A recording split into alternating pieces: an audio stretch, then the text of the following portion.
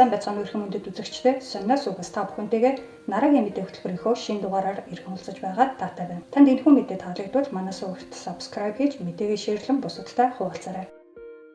Европын холбооны шинэ удирдлагууд ажлаа хүлээн авлаа. Европын 27 тусгаар улсын эдийн засаг улс төрийн нэгдэл болсон Европын холбооны удирдан чиглүүлэх үүрэг бүхий 4 үндсэн шийдвэр гаргагч байгууллагатай. Эдгээр нь гишүүн орнуудаас сонгогдсон 720 гишүүн бүхий Европын парламент, гишүүн орнуудын төрийн удирдлагууд буюу ерөнхийлөгч эсвэл ерөнхий сайдуудаас бүрдсэн Европын зөвлөл, гишүүн улсуудын засгийн газрын сайдуудаас бүрдсэн консул буюу зөвлөл, гишүүн улс бүрээс нэг төлөөлөгч буюу комиссар багтсан нийт 27 комиссартай Европын комисс гэсэн дөрвөн байгууллага юм. Европын парламентын сонгуул өнгөрөх 6 дугаар сард болсон. Шинэ парламентын хамгийн түрүүнд хийдэг чухал ажил бол Европын комиссийн ерөнхийлөгчийг томилох ажил байдаг. Энэ удаад өнгөрсөн 5 жилийн хугацаанд ерөнхийлөгчөөр ажилласан Урсула фон дер Лейнийг Европын комисс дахин нэр дэвшүүлсэн юм. Фон дер Лейн нь Европын парламентод энэ удаагийн сонгуулиар хамгийн олон судал авсан баруун төвийн үзэлтэй EPP буюу Европын ардын намын гишүүн. 7 дугаар сарын 18-нд Европын парламент тус нэр дэвшигчдээр санал хураасан бөгөөд үр дүнд нь фон дер Лейн 401 санал авч Европын комиссийн ерөнхийлөгчөөр дахин 5 жил ажиллахаар улиран сонгогджээ. Европын комиссийн ерөнхийлөгч энэхүү 5 жилийн хугацаатаагаар сонгогддог бол консулыг дараалах эрхийг 6 сарын хугацаатаагаар гишүүн орнуудад ээлжлэн олгодог. Энэ оны эхний хагаст Бельги улс консулыг даргалсан бол 7 дугаар сарын 1-ээс тус ирэх нь Унгар улсад шилжсэн юм. Европыг дахин хүчирхэгжүүлэх урандаар консулыг удирдах буй Унгар улс нь энэ 6 сарын хугацаанд дараах 7 чиглэлд анхаарч ажиллах юм. Үүнд Европын холбооны өрсөлдөх чадварыг нэмэгдүүлэх, Европын холбооны батлан хамгаалах бодлогыг бэхжүүлэх, Европын холбоог өргөжүүлэх бодлогыг тууштай бөгөөд нэрэд систем суурилсан болгох, хууль бус шийдэл хөтөлбөрийг зогсоох, гишүүн орнуудын уялдаа холбооны бодлогын ирээдүйг тодорхойлох, фермерүүдэд тохирсон Европын холбооны хөдөө аж ахуйн бодлогыг дэмжих, хүн ам зүйн сорилтуудыг шийдвэрлэх гэсэн чиглэлүүд юм. Виктор Орбанаар удирдуулсан Унгарын засгийн газар нь Европын холбооны бодлого шийдвэртээ тэр бүр санал нийцдэггүй бөгөөд үүнийгээрч ил тод илэрхийлэхээс эмээдэггүй. Тухайлбал Украинд дэмжлэг үзүүлэх тал дээр Европын холбооноос эсрэг байр суурьтай байдаг гэхэд хэлсдэхгүй. Улс төрийн хүрээнд төдийгүй Унгарын иргэдийн хувьд ч Украины төрийн бодлого болоод Орос Украины дайнд Украиныг дэмжих тал дээр маш шүүмжлэлттэй ханддаг. Энэ дайнд Европын холбоо Украиныг дэмжих нь зөв эсхийг асуусан судалгаа нь Унгарын иргэд дараах байдлаар хариулжээ. Тэдний 46% нь Европын холбоо дайнд Украиныг дэмжихийг эсэргүүцэж байна гэсэн бол 32% нь зөвхөн санхүүгийн болон хүмүүнлэгийн тусалцаа үзүүлэхийг дэмжинэ гэжээ. Харин ердөө 16% нь зэвсэг түлхний дэмжлэг үзүүлэхийг дэмжинэ гэсэн байна. Унгарын засгийн газрын тэргүүн Виктор Орбаны хувьд Орос Украины дайн эхэлсэн цагаас л Украинд зэвсэг түлхний дэмжлэг үзүүлэх нь байдлыг уламд ордуулж, дайныг сунжруулахаас биш, инх тайвныг авчрахгүй гэсэн хатуу байр суурьтай байгаа. Тэгвэл энэ сард Унгар улс Европын холбоог дараалах эрх авсны дараахан Орбан Москва болон Бээжинд айлчлал хийсэн нь ихээхэн хил ам дагуулад байна. Унгарын зүгээс Орбаны сүүлийн үед хийсэн эдгээр болон бусад айлчлалыг инх тайвныг тогтоох Унгар улсын зорилгын хүрээнд хийж буй дипломат айлчлалууд гэж тайлбарсан юм. Харин Европын холбооны зүгээс эсрэгээрээ Европын холбоог дараалах эрх авмагцаа хийсэн эдгээр айлчлал нь холбооны нэрийн өмнөөс хийж буй мэд сэтгэлийг олон улсад төрүүлж байна хэмээн шүмжилж байгаа аж. Түгэж засахгүй Европын комисс Унгарыг бойкотлохоор болсноо 7 дугаар сарын 15-нд мэдэгджээ. Тодорхойлбол Унгар улс холбоог дараалах эрхийнхээ хүрээнд зохион байгуулах томоохон үйл ажиллагаанууд дээд хэмжээний уулзалтуудад Европын комисс оролцохгүй гэсэн байна. Тэгвэл комиссийн гаргасан энэхүү шийдвэрийг холбооны зарим гишүүн орнууд буруушааж байгаа юм. Түгэж зогсохгүй комиссийн ерөнхийлөгчийг шинээр сонгох санал хураалтын өмнөхөн тус шийдвэр гарсан учраас фон дер Лейнийг олон санал авахын тулд талд засаж байгаа үйлдэлдсэн хартлагч гарчээ.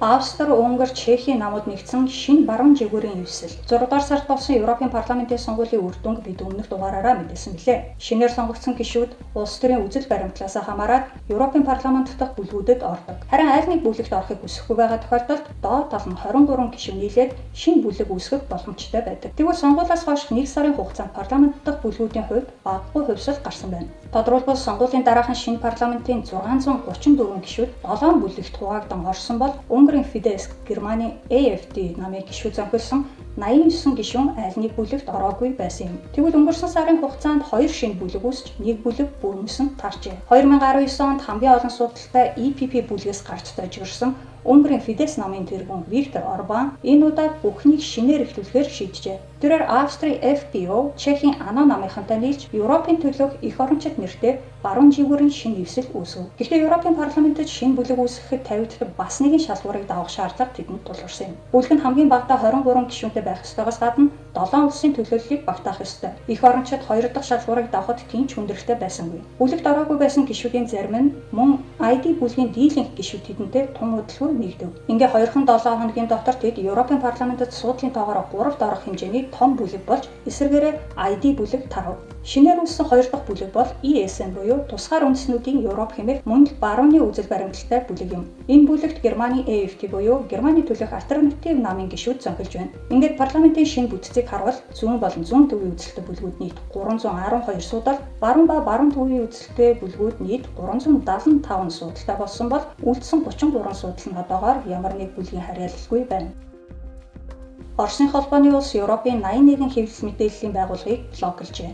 Европын холбоо Оросын холбооны улсын 4 хэвлэл мэдээллийн байгууллагад хориг тавьсны хариуд Оросын холбооны улс сөргүүлээд Европын 81 хэвлэл мэдээллийн байгууллагад хориг тавьжээ. Өнгөрсөн 5 дугаар сарын 17 Европын холбооны зөвлөлд Оросын холбооны улсын төрийн санхүүжилттэй 4 мэдээллийн байгууллагыг Орос Украины дайнд Кремлийн байр суурийг дэмжсэн суртал ухуулга бүх үеийн мэдээллийг тарааж байна хэмээн буруушааж Европын холбооны газар нутагт үйл ажиллагаа явуулахыг нь хоригсон билээ. Тус хоригт РИА Новости, Европын дуу хоолой гэсэн 2 мэдээллийн агентлаг болон Известия, Российская газета гэсэн 2 сонины газар багтсан. Тухайн үед эдгээр хэвлэл мэдээллийн байгууллагын удирдлагууд Европын холбооны улсуудад амьдардаг орос хэлтэй иргэдийн мэдээллээр хангагдах эрхэд халдаж байна хэмээн хоригийг эсэргүүцэж буйгаа илэрхийлж байжээ. Тэгвэл 6 дугаар сарын 25-нд Европын холбооны 81 хэвлэл мэдээллийн байгууллагын Оросын холбооны улсын өргөн нэвтрүүлгийн их сурвалжид хандах эрхийг хязгаарласан тухайга Оросын холбооны улсын гадаад хэргийн яамд мэдэгджээ. Дээрх 81 байгууллагыг Оросын холбооны улсын цэргийн тусгай ажиллагааны талаар санаатаагаар худал мэдээлэл тарааж байна гэж үзсэн гэмтсэн дээр ийхүү хоригт оруулсан байна. Хэрэв Европын холбоо Оросын холбооны улсын хэвлэл мэдээллийн байгууллагуудад тавьсан хоригоор цуцалбал Оросын холбооны улс ч мөн энэхүү шийдвэрээ эргэн авч хэлэлцэн хэмээн нэмж мэдэгджээ. Оросын хоригт Европын холбооны гишүүн 25 улсын нийт 77 Пан-Европын 4 хэвлэл мэдээллийн байгууллага багтжээ. Үүнээс 24 улсаас тус бүр 1-4 байгууллага чагсаалтад багтсан байна. Тухайлбал Чехээс Seznam Sprawy захин портал сайт, Чехийн үндэсний телевиз, Германаас Der Spiegel сэтгүүл, Die Zeit, Frankfurter Allgemeine Zeitung сонинууд, Унгараас 444 цэг хүү онлайн мэдээний сайт багтсан байна. Харин ганцхан Францаас 9 байгууллага уг хоригт багтсан байна. Үүнд Arte TV телевизийн компани, Radio France радио компани, La Chaîne Info болон CNews телевизийн сувгууд, Agence France Presse мэдээллийн агентлаг, L'Express сэтгүүл, Le Monde, La Croix, Libération сонинууд тус багтжээ. Германы Бундестагийн гишүүнийг Оросын хэвлэл мэдээллийн байгууллагаас авилга авсан хэрэгсээ чиглэн түүний Праг дахь гэрт нэгжлэг хийжээ. Чех гаралтай Германы парламентын гишүүн Петер Бистроныг Европын дуу хоолой хэмээх Оросын мэдээллийн агентлагаас авилга авсан хэрэгт сэжиглэж буй талаарх мэдээ өнгөрөгч 3 дугаар сарын 28-нд Чехийн Деник Н болон Германы Der Spiegel сонинуудаар гарсан билээ. 1972 онд Чехийн Оломоуцад төрж 1988 онд гэр бүлийн хамт Герман руу цагаачлсан Петер Бистрон үүнийг цэвэр бүтэглэг гэж үзэж буйгаа тухайн үед илэрхийлсэн юм. Мөн түүний намын удирдлагууд ч уг мэдээллийг ор үндэсгүй бөгөөд Европын парламентын сонгуулийн өмнө тус намыг хардлуулах гэсэн оролдлого гэж үзэж байгаагаа мэдэгдэж байжээ. Харин Чех болон Германы тагнуулын алба Петер Бистрон нь Европын дуу хоолой агентлагийн удирдлага Артем Марчевскигаас 20,000 евро авсныг илтгэх аудио бичлэг байгаа гэж мэдэгджээ. Энэ талаар Бистрон намын удирдлагуудаа болон хэвлэл мэдээллийнхэн тайлбарлахдаа илгээмж авсан нь үнэн боловч мөнгө аваагүй гэжээ. Мөн илгээмжид чухам юу байсныг хэлээгүйч албаар өөрийн сонгуульд оролцуулахгүй тулд ийхүү өргө тавьж бичлэг хийсэн гэж сэжиглэж буйгаа илэрхийлсэн байна. Цаашлаа тэрээр илгээмж авчгүй бичлэгийг олон нийтэд илгээсэй гэж хүсэж байгаагаа ч илэрхийлжээ. Дээрх мэдээг цацагдсны дараа буюу 5 дугаар сард холбооны ассамбле Бистроны парламентын гишүүний халдашгүй дархан эрхийг цуцалж түүний эд хөрөнгөд нэгжлэг хийх боломжийг бий болгосон. Улмаар Баварын цагдаа Германы Берлин, Бавар, Испаний Майорка дахь Бистроны эзэмшлийн газруудад нэгжлэг хийсэн юм. Тэгвэл 6 дугаар сарын 27-нд Бистроны Праг дахь байранд нэгжлэг хийсэн тухай мэдээ Чехийн хэвлэлүүдээр гарлаа. Нэгжлэхийн талаар Чехийн цагдаагийн газраас тодруулахад Германы талаас хүсэлт ирүүлсэний дагуу хамтран ажилласан гэдгээс өөр мэдээлэл өгөх боломжгүй байна гэжээ. Харин Бистроноос тус нэгжлэхийн талаар асуухад Прагт өөрийнхөө эзэмшлийн 2 орон сууц байдаг ч өөрсдөө тэндээ амьдардаггүй. Урт хугацааны туршид түрээслүүлж байгаа гэсэн юм. Цаашлаа тэрээр Германд надтай холбоотой 12 газар нэгжлэг хийсэн ч ямар ч хэргийн эд мөрийн баримт олоогүй. Учир нь энэ хэрэг угаасаа ямар ч үндэслэлгүй. Тиймээс Прагт нэгжлэг хийгээд бас л үр дүн нь адилхан байх болно хэмээжээ. Бистроныг Германы цагдаагийн газар дээрх авилгын хэрэгээс гадна их хэмжээний мөнгө угаах хэрэгт мөн сэжиглэж байгаа гэнэ. Гэвч тэд удахгүй мөрдлөгөө зогсоохоос өөр аргагүй болох гэнэ. Учир нь Бистрон Европын парламентын сонгуульд ялалт байгуулсан бөгөөд түүний бүрэн эрхийн хугацаа 7 дугаар сарын 16-наар эхэлж байгаа юм. Ингэснээр тэрээр Европын парламентын гишүүний халдашгүй дархан эрэхтэй болох ба халдашгүй эрхийг түтгэлзүүлэхэд дор хаяж хэдэн сарын хугацаа шаарддаг юм.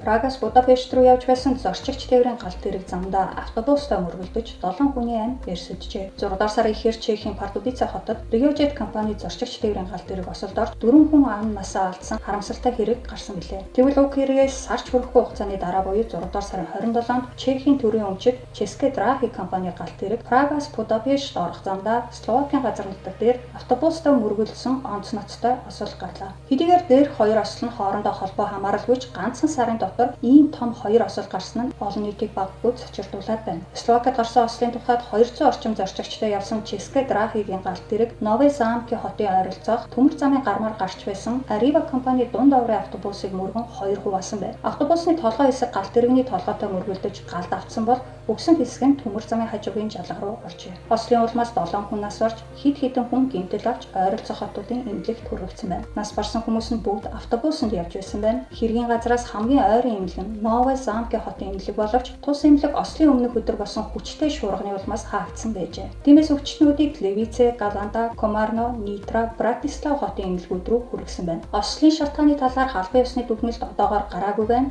Албан бус мэдээллээр гармын хаалт, гэрлэн дохионы ажиллагаа доголдол гарснаас үүдэлтэй юм. Учир нь тус гарам нь 2 игнээ төмөр зам дээгүүр гардаг авто замын хаалт, гэрлэн дохойтой гарам бөгөөд осол гарах үеэр 2 замаар хоёулан гарan галт тэрэг зөрж өнгөрөх ёстой байв. Эхний галт тэрэг явсны дараа гармын хаалт нэгдэж улмаар автобус яг төмөр зам руу орох үед 2 дахь галт тэрэг ирж автобусыг мөргсөн байна. Гармын хаалт дуу болон гэрлэн дохионы ажиллагаа ийхүү доголдсон нь өмнөх өдрийн хүчтэй шуурганаас болсон байх магадлалтай ажээ.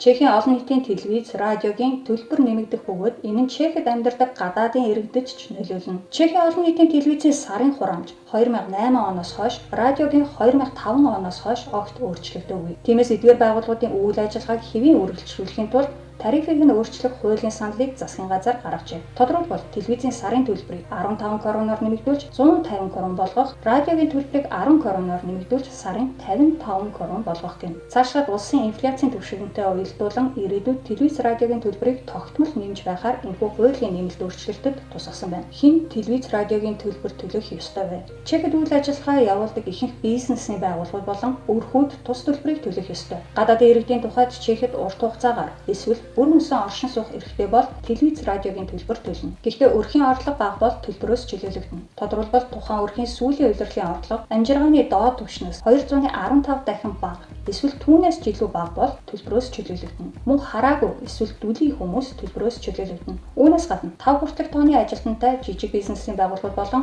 хуваарай хөдөлмөр эрхлэгчид төлбөрөөс чөлөөлөгдөх юм. Олон ажилчинтай байгууллагууд ажилчдын тооноос хамааруулан төлбөр төлнө. Телевиз, радиогүй хэдий ч Чехийн олон нийтийн телевиз, радиогийн контентыг ухаалаг утас, таблет, компьютер зэрэг төхөөрөмжөөр дамжуулан хүлээн авдаг бол мөн төлбөр төлөх шаардлагатай болох юм. Төлбөрөө төлөөгүй тохиолдолд яах вэ? Радиогийн төлбөр төлөөгүй тохиолдолд 5,000 корон, телевизийн төлбөр төлөөгүй бол 10,000 короны тойргуул тус ногдно. Телевиз, радиогийн төлбөрөө онлайнаар төлөх эсвэл илэг дэлгэрэнгүй мэдээлэл авахыг хүсвэл Poplat Kids, Česká televize, CZ вебсайтад хандаарай. Чехийн олон нийтийн телевиз, радиотой холбоотой хуулинд нэмэлт өөрчлөлт оруулах тухай дээрх саналыг хэрэгжүүлэхийн тулд парламентын доод дээд танхимаар зөвшөөрүүлсэний дараа ерөнхийлөгчөөр зөвшөөрүүлэх ёстой. Хууль батлагдсан тохиолдолд 2025 оноос хэрэгжиж эхэлнэ.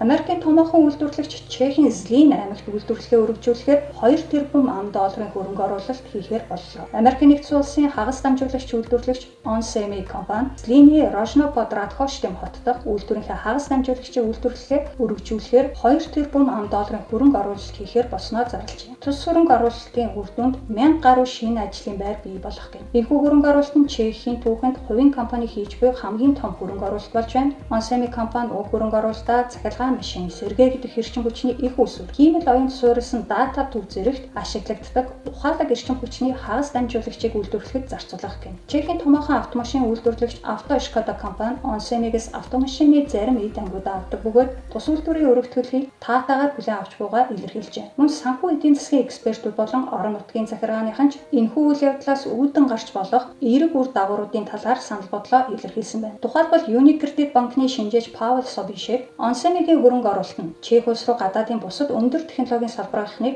татах магадaltaй бөгөөд цаашлаад Рожнобод Радхоштын хот орчим нь Төв Европын цахиурын хөндөй болгох боломжтой гэжээ. Deloitte компани шинжээч Давид Марекч үнэтэй санал нийлэхтэй байна. Тэрээр энэхүү хөрөнгө оруулалтын нэг чухал өргөөж нь нэмэн өртөг өндөртэй үйлдвэрлэл бөгөөд яг энэ нь Чех улсад урт хугацаанд хэрэгтэй гэжээ. Тэгвэл Рожнов хотын захирагч Ян Кучера бид маш их баяртай байна. Учир нь манай энд урт хугацааны туршид идэвхтэй үйл ажиллагаа явуулж байгаа хамгийн шилдэг үйлдвэрүүдийн нэг энэхүү хөрөнгө оруулалтыг хийж байгаа бөгөөд үр дүнд нь зардал багатай. Нэмэн өртөг өндөртэй үйлдвэрлэл бий болно хэмээн дүгнжээ. Тус хот дахь Onsemi-гийн үйлдвэр нь одоогоор өдөрт 10 сая чип үйлдвэрлэдэг. Энэ нь өргөтгөл хийгдснээр хэд дахин нэмэгдэх гэнэ. Түүнчлэн одоогоор 1700 орчим ажилтнтай үйл ажиллагаагаа явуулж байгаа бол өргөтгөл хийсний дараа ажилчдын тоо ойролцоогоор 3000-ад хүрэх гэнэ. Ажилчдын тоо нэмэгдэхийн хэрээр тус хотын оршин суугчдын тоо ч их хэмжээгээр нэмэгдэх төлөвтэй байгаа тул хотын захиргаа үүнд бэлтгэхээр 42 төсөл хэрэгжүүлэхээр 2 тэрбум орчим крон төсөлжээ. Эдгээр төслүүд нь тээвэр, орон сууц, сургуулийн багтаамж, нийтийн үйлчлэгээ зэргийг нэмэгдүүлж, амьдрах орчныг сайжруулахад чиглэх аж. Onsemi-гийн шинэ үйлдвэр нь Чехийн дотоодын нийт бүтээгдэхүүнд жил бүр 6 тэрбум гаруй кроныг хувь нэмэр оруулах төлөвтэй байна. Нарагийн мэдээ та хамтаага үзэгч та бүхэндээ баярлалаа. Мэдээнийхээ төгсөл Чехийн хамгийн их жуулчид очдог аялал жуулчлалын цэгүүдийн талаар сонирхолтой тоо мэдээг хүргэе. Чех туризм аялал жуулчлалын агентлагаас 2023 онд хамгийн их жуулчин татсан Чехийн аялал жуулчлалын цэгүүдийн талаар мэдээллийг нийтэлжээ. Тус жагсаалтын 1-р 2,191,800 гаруй жуулчин хүлээн авсан Прагийн цайз оржээ. Прагийн цайзад зочилсон жуулчдын тоо 2022 онтой харьцуулахад 2023 онд 54%-аар өсжээ. Жагсаалтын 2-р 1.9 сая жуулчин зорчсон Петршин цэцэрлэгт хүрээдэнгийн Лановка буюу уулын тэрэг орсон бол 3-р 1.3 сая зочин хүлээн авсан Прагийн амтны хүрээлэн оржээ. Харин 4-р 1.1 сая зочин хүлээн авсан Төв Бохомд байрлах Аква Палас усан парк орсон бол 5-р 891 мянган жуулчид зочилсон Островагийн Долны Витковицэг аж үйлдвэрийн зохицолбор оржээ. Чех туризмын мэдээлснээр 2023 онд Чех улс даяар жуулчдын тоо эрс нэмэгдсэн. Аялал жуулчлалын салбарын хувьд амжилттай жил болж өнгөрчээ. Аймаг тус бүрийн хувьд хамгийн их жуулчин хүлээн авсан газруудын жагсаалтыг харвал Төв Бохом болон Өмнөд Моров аймагуудын хувьд усан парк жагсаалтыг тэргүүлсэн бол Чехийн хамгийн алдартай шар айргийн өвлгийн нутаг Пилсен аймагт Пилснер шар айргийн үйлдвэр жагсаалтыг тэргүүлсэн байна. Харин Өмнөд Бохом, Устин Адлабем, Височино, Храдец Кралове, Оломоц, Злин аймагуудын жагсаалтыг амтны хүрээлэн тэргүүлсэн бол Карловы Вари аймгийн хувьд Локет цайз тэргүүлжээ. Цаашлаад Либерец аймгийн хувьд IQ парк шинжлэх ухаан таны мэдхүүн парк Пардубице аймагт дэлхийн хамгийн урт явган дүүжингүүр Sky Bridge 721 жагсаалтыг тус тэргүүлжээ. Үүнээс гадна Чех туризм агентлаг жуулчдын очих дуртай газрыг төрлөөр нь ангилан жагсаасан байна. Тухайлбал хамгийн их жуулчид очсон орд харшуудын жагсаалтад 1-р Прагийн цайз, 2-р Өмнөд Моравын Лиднице ордон, 3-р Чески Крумловын ордон тус орсон байна. Тэгвэл хамгийн их аялагчид очсон байгалийн үзэсгэлэнт газруудын жагсаалтыг Храдец Краловыгийн Адершбах, Морав Силезианы Лиза Хора, Өмнөд Моравын Мацуха агуу түлхэлжээ. Харин хамгийн олон зочдыг татсан архитектурын онцгой содон шийдэл бүхий газруудын жагсаалтыг Праг хотын Обецны дунд, Брно хотын Вила Дугендот болон Хүнсний заахын доорх зойр тэргүүлсэн бол алдартай хүмүүстэй холбоотой газруудаас Ян Шишкагийн дурсгалын газар, Карл Чапекийн дурсгалын газар болон Эдвард Венешийн дурсгалын газар хамгийн олон жуулчид очжээ. Энэ мэдчлэн Чехийн аялал жуулчлалын салбартай холбоотой сонирхолтой тайлан мэдээг та бүхэн авахыг хүсвэл Чех туризм цэг CZ, Our Data цэг CZ зэрэг сайтууд руу орж үзээрэй. Нарагийн мэдээтэй хамт байсан үзэгч танд баярлалаа. Дараагийн дугаараараа иргэн уулзлаа. Түр баяртай.